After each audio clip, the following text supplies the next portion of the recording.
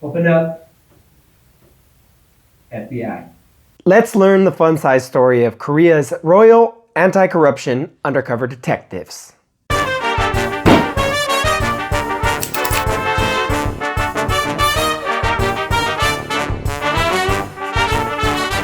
As humans, we interact with or simply inhabit the same space as tens of thousands of other individuals on an annual basis. For us city dwellers, that amount can be achieved in a single day. Due to our busy lives, we may be indifferent about any of them, but put one of them approaching us on a deserted country road, and all humans think the same question. We hear a knock at the door, and we yell, "Who is it?" Medieval guards on a watchtower would shout down, "Halt! Who goes there?" "Hello there, just a peaceful non-murderer with plenty of stuff. Certainly not trying to take any of yours, of course," said nobody, ever. Put simply, we feel a primal urge, whether by curiosity or out of concern for our own safety, to identify an individual and know what they're all about. Crucial in the times when anyone out of your small village circle was a complete unknown. It helps explain the folksy greeting in Western movies. "Howdy, stranger," which all of us might follow with, "Now who the hell are you and what the hell do you want?" Stranger. Nowadays, we're all assigned a number at birth, and several more throughout life. Social security number, driver's license, passport. Each one entered into computers, tying each of our lives to these numbers. Our government knows who has committed crimes, where everyone lives, who everyone marries and gives birth to. Naturally, a society needs to know basic information about the citizenry. And just as naturally, governments would love to keep tabs on their citizens, just in case anyone would happen to be plotting an overthrow of said government. And of course, the aliens in Skynet are listening to our brainwaves. They know I actually like Nickelback. One of the first regions to attempt IDing their folks was ancient Korea in the 1400s. King Chung had just cemented his powers by ruthlessly killing his brothers, continuing the Chosun dynasty, started by his father, which lasted until the 20th century. In an effort, as he claimed, to minimize population changes caused by commoners wandering, he instituted the Hoppe in 1413, a wooden badge that citizens would carry that listed their name, place of birth, status, and residence. It was a very unpopular program, likely because it was a bald-faced attempt at social control. Thus, it was canceled in 3 years, and occasionally revived by other rulers, usually when there was widespread rebellion. But the commoners, they're wandering. The Korean kings also extended identification badges to government officials as proof that they were agents of the ruler. These were the amhaeng, or royal secret inspectors.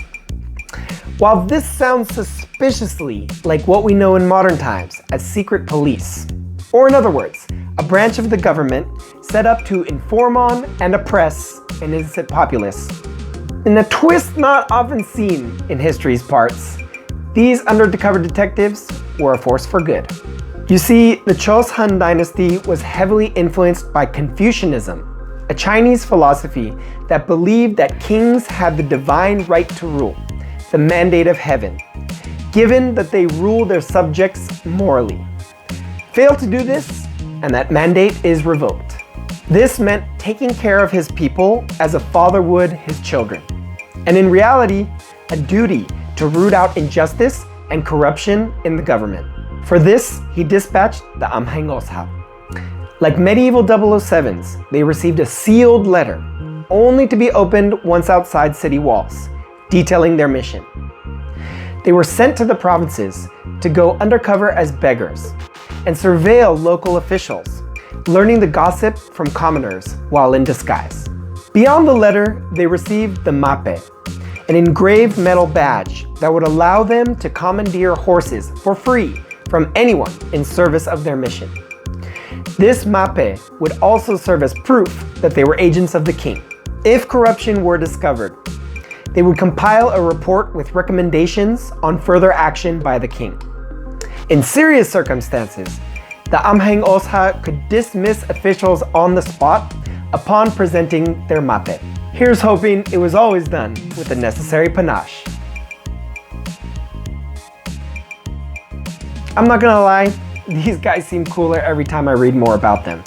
And apparently, Korea thought so too. Many folktales include a secret inspector, including one of Korea's most famous, the Chunyanka. In it, we learn of the love story between a nobleman and a beautiful, low-born woman, Chunhyang.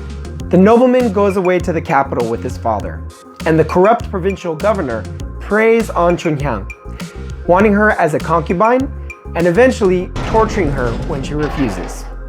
The nobleman returns as an amhaeng, whips out his mappe, punishes the governor, and saves the girl. Last year, Korean TV began airing a historical comedy series based on the amhaeng, named What Else But Royal Secret Inspector. There are great posters out there, but copyright. A simple Google search will suffice. Today's police also recognize their centuries-long tradition. In 2009, South Korean detectives started carrying identification badges to clear up confusion at crime scenes. To quote one prosecution official, "Although the characteristics of our mission are different from the age of our ancestors, we take these badges as seriously as they did."